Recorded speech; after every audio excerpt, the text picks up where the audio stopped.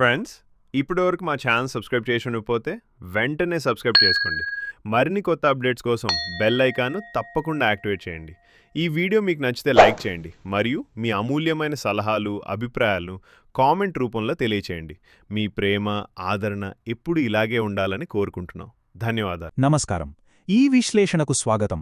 ఈరోజు మనం భీమిరిలో జరిగిన ఒక దిగ్భ్రాంతికరమైన నిజజీవిత నేర ఘటన గురించి మాట్లాడుకోబోతున్నాం. ఇది కేవలం ఒక ప్రాంతానికో, ఒక కుటుంబానికో పరిమితమైన వార్త కాదు.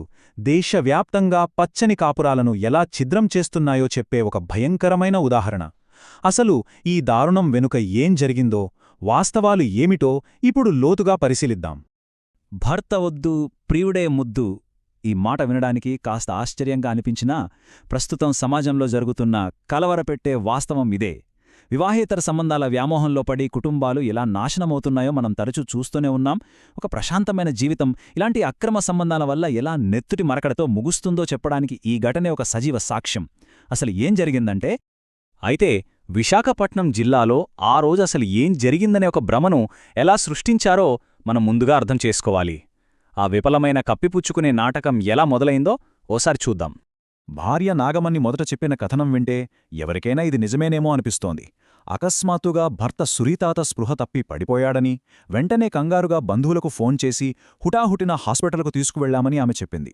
కాని దురదృష్టవశాత్తు వైద్యం అందేలోపే ఆయన చనిపోయినట్లు డాక్టర్లు ప్రకటించారు. వినడానికి ఇది చాలా సహజమైన ఆరోగ్య సమస్యలాగే అనిపిస్తోంది కదూ. పైకి ఏమీ జరగనట్లు అంత అకస్మాత్తుగా జరిగిన ఒక విషాదంగా నమ్మించడానికి ఆమె ఆడిన పకడ్బందీ నాటకమిది. కాని హాస్పిటల్కు చేరుకున్న తరువాత అసలు కథ పూర్తిగా మారిపోయింది. అకస్మాత్తుగా వచ్చిన అనారోగ్యమనే భ్రమ అక్కడే బద్దలవడం మొదలైంది. ఇక్కడ మనకొచ్చే మొదటి సందేహం, అసలు అది నిజంగా అనారోగ్య సమస్య?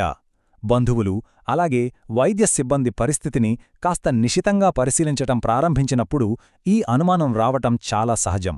ఒక సాధారణ ఆరోగ్య సమస్యలా కనిపించిన ఈ మరణం వెనుక మృతుడి శరీరంపై కనిపించిన కొన్ని ఆధారాలు ఈ అనుమానాలకు మరింత బలాన్నిచ్చాయి. గుట్టుచప్పుడు కాకుండా సాగిపోతుందనుకున్న నాటకం మొదటిసారిగా ఇక్కడే పట్టుబడింది. ఒకవైపేమో అకస్మాత్తుగా ఆరోగ్యం క్షీణించిందని నాగమణి ఆడిన నాటకం, మరోవైపు మృతుడి మెడమీద స్పష్టంగా కనిపిస్తున్న గాయాలు. ఈ రెండింటికి అసలు పొంతనే లేదు. ఈ గాయాలను చూసిన వెంటనే బంధువులకు తీవ్రమైన అనుమానం రాక మానదు కదా. మాటలకు అక్కడ కనిపిస్తున్న వాస్తవానికి ఏమాత్రం సంబంధం లేదు. ఇంకేముంది, వెంటనే పోలీసులకు సమాచారమివ్వడంతో ఈ మొత్తం కేసు దర్యాప్తు అధికారికంగా మొదలైంది.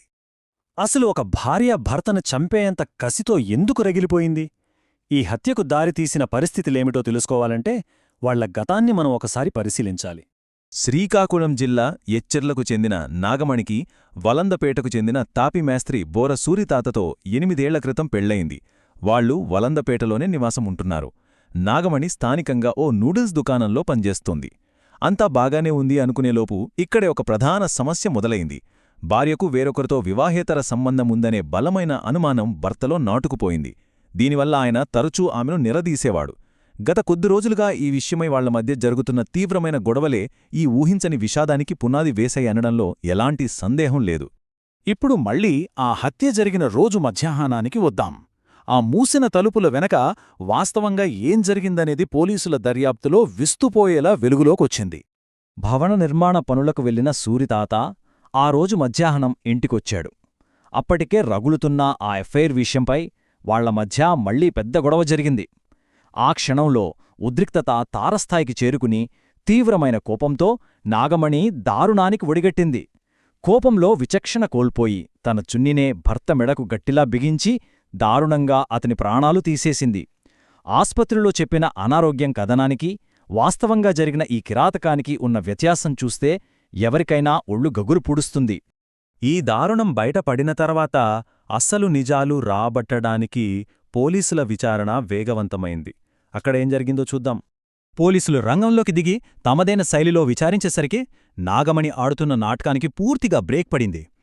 ఆ కఠినమైన విచారణలో తను చేసిన నేరాన్ని ఏమాత్రం దాచలేకపోయింది. తానే స్వయంగా చున్నితో మెడకు బిగించి సురితాతను చంపేశానని పోలీసుల ముందు ఒప్పేసుకుంది. అప్పటివరకు ఆరోగ్యం బాగోలేదంటూ కన్నీరు కారుస్తూ ఆడిన డ్రామా మొత్తం ఈ ఒక్క అంగీకారంతో పేకమెడలా కుప్పకూలిపోయింది. అసలు నిజం బయటపడటంతో స్థానికులు, బంధువుల ఆగ్రహం కట్టలు తెంచుకుంది. ఏమీ ఎరగనట్లు ఇన్ని రోజులు డ్రామాలాడిన నాగమణిని కఠినంగా శిక్షించాల్సిందే అని వాళ్లు తీవ్రంగా డిమాండ్ చేస్తున్నారు. మరోవైపు పోలీసులు అధికారికంగా కేసు నమోదు చేసి లోతైన దర్యాప్తు కొనసాగిస్తున్నారు. నిజంగా చెప్పాలంటే క్షణికావేశం, వివాహేతర సంబంధాల వ్యామోహం జీవితాలను ఎలా నరకప్రాయం చేస్తాయో, పచ్చని కుటుంబాలను ఎలా వీధిన పడేస్తాయో చెప్పడానికి ఇదొక పెద్ద హెచ్చరిక అనొచ్చు. అయితే ఇదంతా విన్న తర్వాత మన మదిలో మెదిలే ఒక ప్రధానమైన, సమాధానం దొరకని ప్రశ్న: ఆమె ఒంటరిగానే ఈ నేరానికి పాల్పడిందా? ఒక మనిషిని చంపడం అంత సులువా? ఈ దారుణ హత్యలో కేవలం నాగమణి పాత్ర మాత్రమే ఉందా, లేదా ఆమెకు ఇంకెవరైనా సహకరించారా అనే కోణంలో పోలీసులు ఇంకా దర్యాప్తు చేస్తున్నారు. ఈ ద్రోహం వెనుకున్న పూర్తి చీకటి కోణం ఇంకా బయటపడాల్సి ఉంది. ఇలాంటి ఘటనలు సమాజం ఎటువైపు వెళుతుందో అని ఆలోచించేలా చేస్తాయి కదా. మరిన్ని వివరాలు దర్యాప్తు పూర్తయ్యాకే తెలియనున్నాయి.